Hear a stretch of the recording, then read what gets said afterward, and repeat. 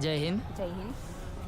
બલિદાન physical academy તમે join કરી અને તમે જે તમારું ટાઈમિંગ પહેલાં કરતાં સુધારી દીધું છે, તો તમારો એક્સપિરિયન્સ શેર કરો.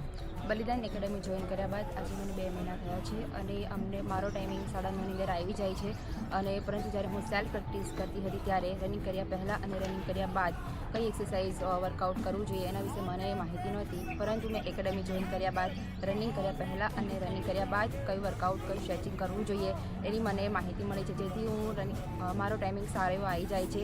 અને રનિંગ કરતી વખતે આપણા પગના સ્ટેપ કઈ રીતે પડવા જોઈએ, હાથનું હલનચલન કઈ રીતે હોવું જોઈએ, એ બધું મને એકેડમીમાં આવ્યા પછી એની પૂરતી માહિતી મળી છે, જેથી મારો ટાઈમિંગ હવે 9ની અંદર આવી જાય છે. અને હવે હું પોલીસની સારી કસોટી માટે સંપૂર્ણ રીતે તૈયાર છું અને હું મારું સપનું સાકાર કરીશ. અને પહેલાં મને કોન્ફિડન્સ નહોતો, પરંતુ હવે મને ફૂલ કોન્ફિડન્સ છે. જય હિન્દ, વંદે માતરમ, ભારત માતા કી જય, બલિદાન પરમ ધન.